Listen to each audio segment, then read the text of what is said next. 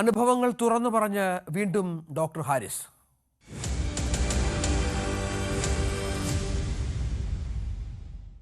Medical ഉപകരണം കാണാതെ പോയെന്നാരോപിച്ച് കുടുക്കാൻ നടത്തിയ നീക്കങ്ങളെക്കുറിച്ച് തുറന്നു പറഞ്ഞ് ഡോക്ടർ ഹാരിസിന്റെ വാർത്താ സമ്മേളനം.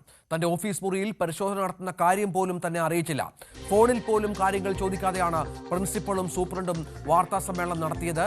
ജയിലിലടയ്ക്കാനും മരണത്തിലേക്ക് തള്ളിവിടാനുമുള്ള നീക്കങ്ങൾ നടന്നു.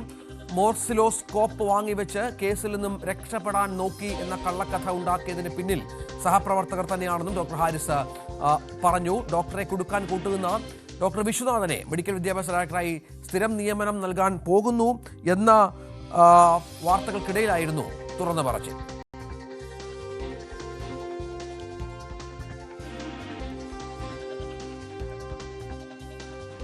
ആരോഗ്യവകുപ്പിനെ പ്രതിരോധത്തിലാക്കുന്ന വിവാദ പരാമർശങ്ങൾ മാധ്യമങ്ങൾക്ക് മുമ്പിൽ ഇനി നടത്തരുത് എന്ന കൃത്യമായ നിർദ്ദേശം KGM-CT ഭാഗത്ത് നിന്ന് ഡോക്ടർ ഹാരിസ് ചിറക്കലിന് നൽകി 2 ദിവസം പിന്നിടുമ്പോഴാണ് അദ്ദേഹം വീണ്ടും കടുത്ത ഭാഷയിൽ തനിക്കെതിരായ നീക്കങ്ങളെ വിമർശിച്ചുകൊണ്ട് വീണ്ടും രംഗത്തെത്തിയത്.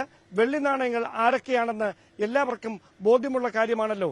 താൻ കീഴുദ്യോഗസ്ഥനാണ് എന്നിരിക്കെ തന്നോട് വിശദീകരണം ചോദിക്കുന്നതിന് പകരം നേരിട്ട് വാർത്താ സമ്മേളനം നടത്തിയതിൽ തനിക്കേറെ വിഷമമുണ്ടെന്നാണ് ഡോക്ടർ ഹാരിസ് ചിറക്കൽ മാധ്യമങ്ങളോട് പ്രതികരിച്ചത്. അതൊക്കെ വിഷമമുണ്ടാക്കി. അവര് കീഴുദ്യോഗസ്ഥൻ എന്നുള്ള നിലയ്ക്ക് എന്നെ അവർക്ക് നേരിട്ട് ചോദ്യം ചെയ്യാവുന്നതേ ഉള്ളൂ. എന്റെ വിശദീകരണം ചോദിച്ചതിന് ശേഷം മാത്രം അവർ കാര്യങ്ങൾ തീരുമാനിച്ചാൽ മതിയായിരുന്നു.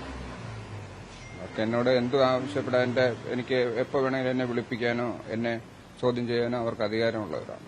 എന്റെ പ്രശ്നങ്ങൾ എന്നെപ്പോലെ മനസ്സിലാക്കേണ്ട എന്റെ അതേ ഉത്തരവാദിത്തങ്ങൾ ഉള്ളവർ തന്നെ എനിക്കല്ല ആ ഡിപ്പാർട്ട്മെന്റ് ഉത്തരവാദിത്തം. ആ ഡിപ്പാർട്ട്മെന്റ് ഉത്തരവാദിത്തം അത് കളക്ടീവ് റെസ്പോൺസിബിലിറ്റിയാണ്. സ്ഥാപനത്തിന്റെ എല്ലാ മേലധികാരികളുള്ള ഉത്തരവാദിത്തങ്ങളാണത്.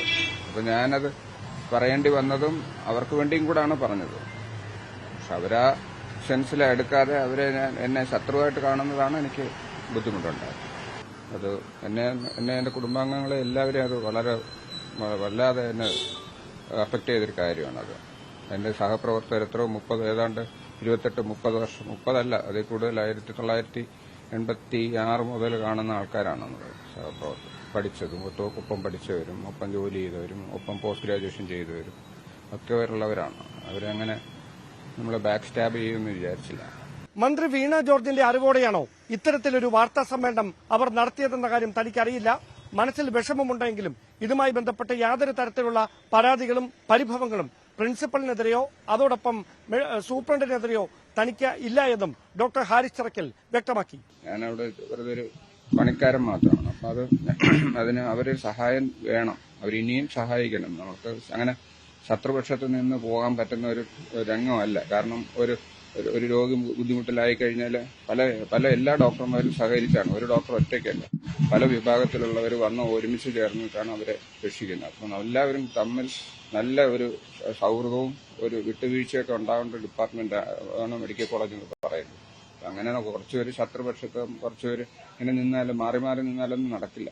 അതേസമയം ഡോക്ടർ ഹാരിസ് ചിറക്കലിനെതിരായ നീക്കങ്ങൾക്ക് ചുക്കാൻ പിടിച്ചതിനാണ് DMAയുടെ ചുമതലയിലുണ്ടായിരുന്ന ഡോക്ടർ വിശ്വനാഥിന് സ്ഥിരം ചുമതല നൽകാനുള്ള നീക്കം ചട്ടവിരുദ്ധമായി മാനദണ്ഡങ്ങൾ മറികടന്നുകൊണ്ട് ആരോഗ്യമന്ത്രിയുടെ ഭാഗത്തുനിന്ന് ഉണ്ടായതെന്ന വിമർശനവുമായി സേവ് യൂണിവേഴ്സിറ്റി ഫോറവും രംഗത്തെത്തി. പ്രിൻസിപ്പൽമാരെ, ഏറ്റവും മുതിർന്ന പ്രിൻസിപ്പലിനെയാണ്, മെഡിക്കൽ കോളേജ് പ്രിൻസിപ്പലിനെയാണ് ഈ പദവിയിലേക്ക് നിയോഗിക്കേണ്ടത്. പക്ഷേ ആ ചട്ടങ്ങൾ മറികടന്ന് സീനിയോറിറ്റിയിൽ 6ാം സ്ഥാനത്ത് മാത്രമുള്ള ഡോക്ടർ വിശ്വനാഥിനെ ചട്ടവിരുദ്ധമായി ഈ തസ്തികയിലേക്ക് ഉയർത്താനുള്ള ബോധപൂർവമായ നീക്കമാണ് ആരോഗ്യവകുപ്പിന്റെ ഭാഗത്തുനിന്ന് ഉണ്ടാകുന്നതെന്ന വിമർശനമാണ് സേവ് യൂണിവേഴ്സിറ്റി ഫോറം മുമ്പോട്ട് വച്ചിരിക്കുന്നത്. അതിനിടെ KGM-CTയുടെ ഔദ്യോഗിക വാട്സ്ആപ്പ് ഗ്രൂപ്പിൽ നിന്ന് മെഡിക്കൽ കോളേജ് പ്രിൻസിപ്പലിനെയും സൂപ്രണ്ടിനെയും DMയും പുറത്താക്കിയെന്ന വിവരവും ഈ ഘട്ടത്തിൽ പുറത്തുവരുന്നുണ്ട്. ഡാൻ കുര്യനാണ് വിവരങ്ങൾ പങ്കുവച്ചത്. നിമിഷപ്രിയയുടെ